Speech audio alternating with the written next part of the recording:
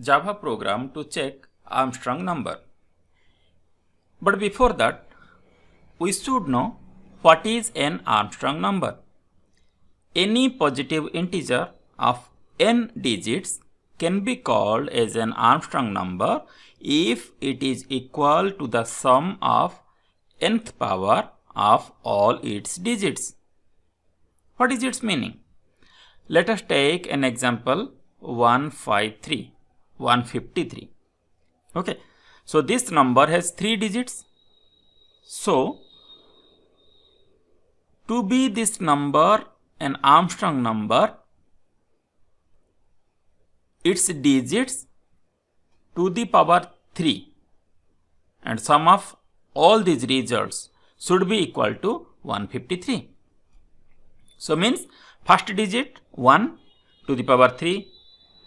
3 means the total number of digits in that number. Then plus 5 to the power 3 plus 3 to the power 3. So if the right hand side is equal to the left hand side, means the number is equal to the third power of all its digits, addition of all its digits, then we can say it as an Armstrong number. Similarly, we will take another example 1634. Here 4 digits are there and the number is 1634. So here n is 4. So the fourth power of each digit we will calculate, then we will add all those, and if the sum is 1634, then we will say 1634 is an Armstrong number. Okay.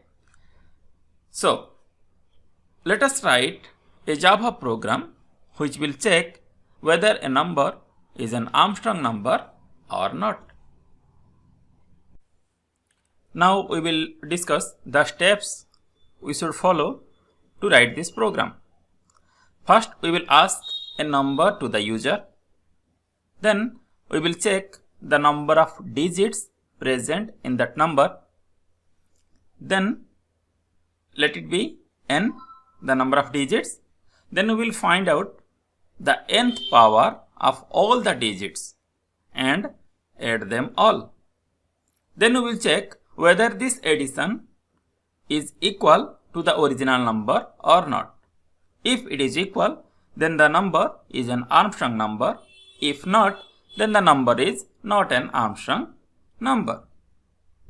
To write this program, I will use BlueJ. So right click here, new class, then name it as Armstrong number, press enter.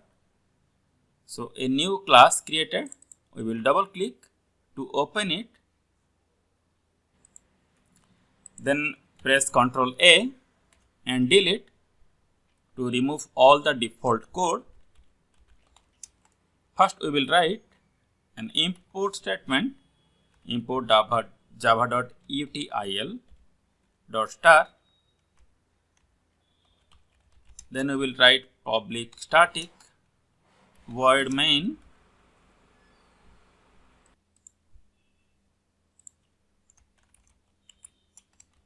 then string arguments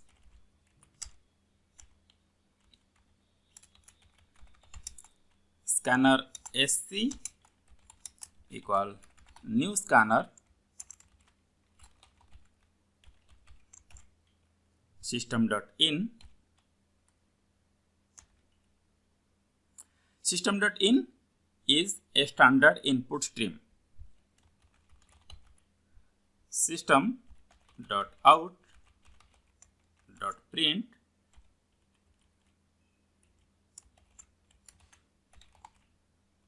enter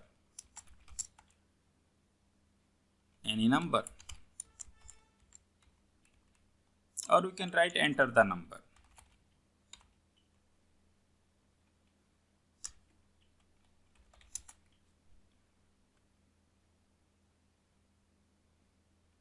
Then int a equal sc dot next int, and I have not declared the class here still. First we should declare the class. Public class Armstrong number, and within this class we will write this main method. Okay. Then system dot out dot print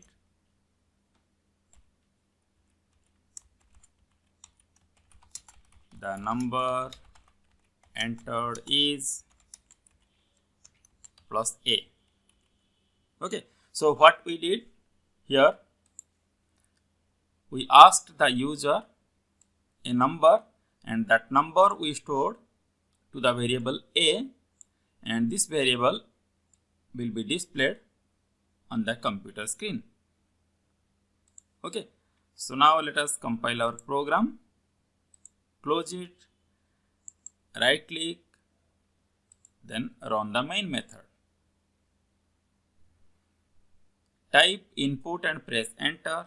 Let us type 45. So here it is showing the number entered is 45. Let us clear everything and run the program again.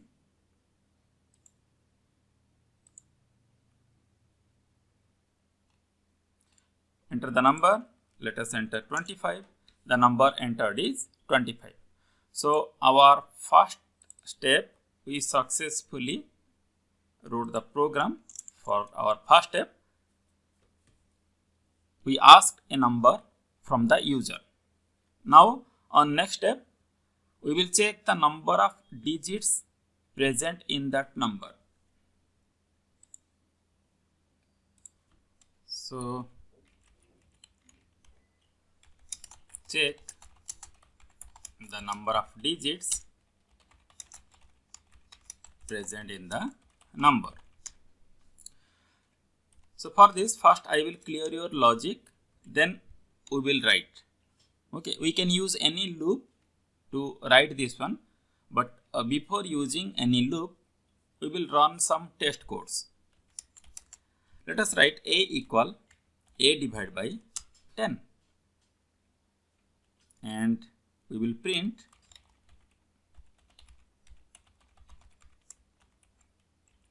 a. Okay, let us see what happens. We will do it 5 times. Okay, now I will compile this and run it. We will enter a 2-digit number. We will clear everything and run it again. Let us enter 25. So see, the number entered is 25. This one second. We will use here also print ln.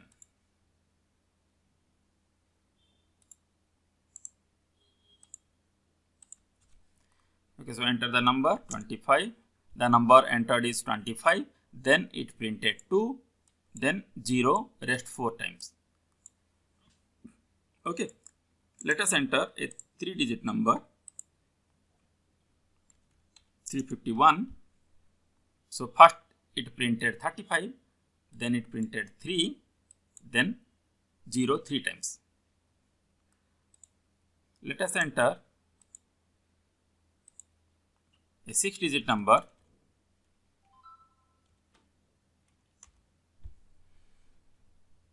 so now see the difference.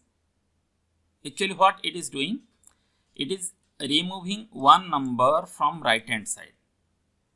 Okay, why? Because in Java the division performs integer division. So 528473 divided by 10 will result 52847, and this remainder 3 is ignored. Again divide by 10 will give result 5284. Again divide by 10 will give result 528. Okay. So suppose 1, 2, 3, 4, 5 up to 5 times we got the result, then we are getting zeros as the result. So our number is a 6-digit number. Suppose up to 2 times we are getting the result that is greater than 0, and after that the result is 0, so the number is 3-digit number.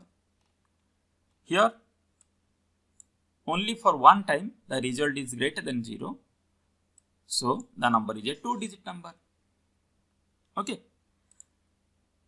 So now we will write this thing within a loop. So we will write a non-terminating loop. Any loop you can use. If I will use for loop, then we know it is a for non-terminating loop. Okay. And within this for loop, I will write this one, a equal a divided by 10. Then I will write here if a equals 0, then break the loop as it is a non-terminating loop. Okay. Now we need to calculate the number of digits. So we will take a variable n which will store the number of digits. So int n equal 1. If a equal 0, then it will break, else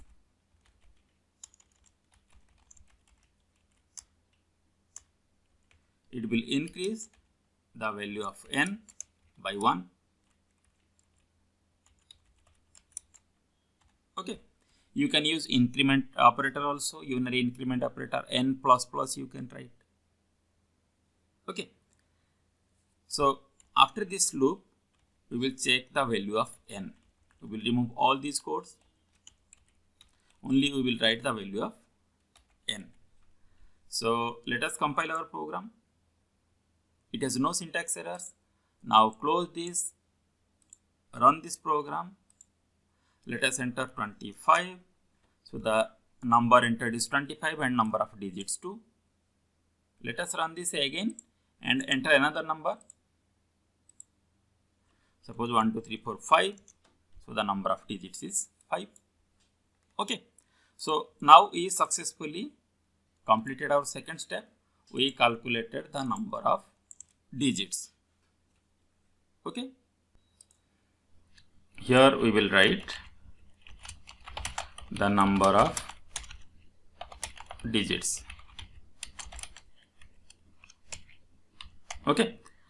Now we will calculate the addition of n power of all the digits. Okay. So for this we have to find out all the digits first.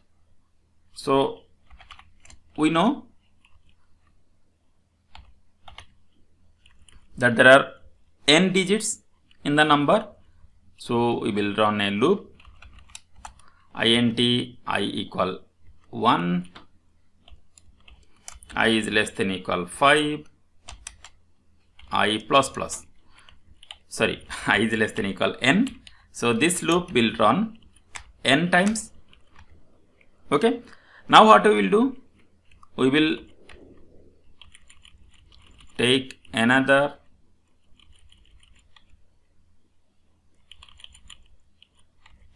integer r for reminder. So r equal our number, that is a, then modulus 10. Okay, it will find the remainder. Let us print this.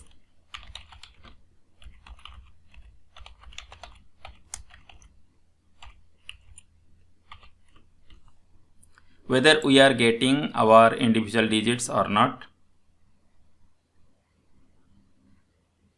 System.out.println.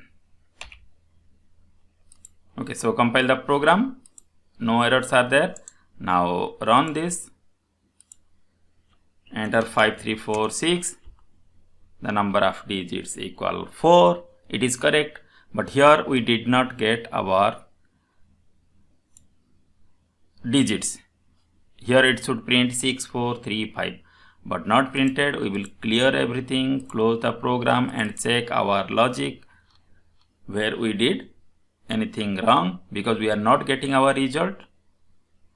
So here this original number, okay, we reduced the original number to 0, so that's why we are getting 0 each time. So this number should be stored somewhere. So we will create another variable here, b, and we will store a here. Okay, and this one we will do for b. So now compile this, close it and run the program. 3546. So each time we got 6 as our number. Why? Because again we did something wrong in our logic. Okay, see here, b, r equal b modulus 10, but again we have to reduce b. Now compile this, close this and run it. Okay, so we got 6453. So how we got this one? 3546 divided by 10, we will get 354, but 3546 modulus 10, we will get 6, only this remainder. Okay, so first we got this remainder, then we performed integer division to get 354, then again we perform modulus division on this to get the remainder 4, then again we performed integer division to get 35. Okay, so in this way we got all these 4 digits. Okay, and both these operations you can do within this loop also. Okay, to make it simple, I have wrote 2 different loops. If you understand it better, then you can write everything within a single loop. Okay. Now the next step, we will find out the nth power of all the digits. So we are getting the digits here. This r is our digits. So we will use a math function here, math.pow, to find the power of r to the power n. Okay, so first the number, then second the exponent. Okay, so let us compile it and run it and check the result. Suppose I have entered 125. So see, 5 to the power 3 is 125, then 2 to the power 3 is 8, and then 1 to the power 3 is 1. Okay, so we got all the nth powers of the digits. Now we will add these 3 digits to a single one and check whether it is equivalent with the number or not. Okay, so we will clear these things, close this one, open our program. Now we will take another variable, that is result, and we will store this one, result plus equal math.pow. Okay, so this one we will store in result, and plus equal we do because we want it as result equal result plus math.pow. Okay, like here n equal n plus 1, this can be written as n plus equal 1. Okay, so we wrote here result plus equal math.pow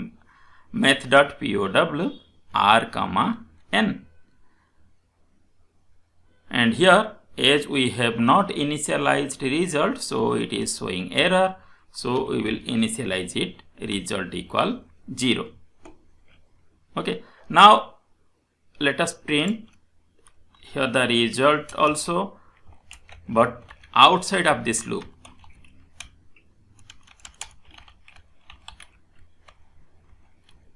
Okay, now compile this, close this and run it. Suppose 125. Okay, so 5 to the power 3 is 125, 2 to the power 3 is 8 and 1 to the power 3 is 1 and the result is 134. 134 is not equal to 125, so it is not an Armstrong number. Okay, let us enter another number.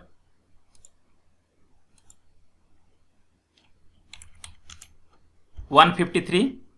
So see, 3 3 ja 27, 5 3 ja 125, 1 3 ja 1 to the power 3 1. So our result is 153 and the number is also 153. So 153 is an Armstrong number. Okay, so we will use this logic in our program and we will comment this line out because no need to print the result each time. And here also no need to print this one. Directly we will check if result equal B, because now B, our original number, is not in B also. Okay, so we will store it original equal A. Okay, it is our original number. So we will write here if result equal original, then system.out.println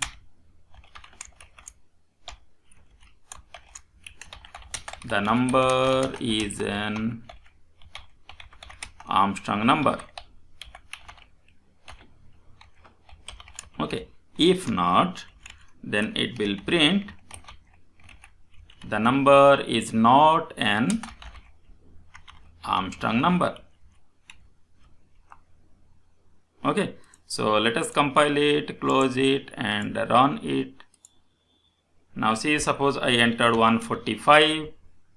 So the number entered is 145, the number of digits 3 and the number is not an Armstrong number. Okay, if I enter 153, then it is showing the number entered is 153, the number of digits 3 and the number is an Armstrong number. Okay, so I tried the simplest way to make you understand the logic behind this, and if you understood it clearly, then you can use complex ways also. You can combine all these loops in a single loop also. Okay, because logic is normally different from person to person. This is my way of explaining the logic in simpler way so that anyone can understand the concept. Okay, thank you.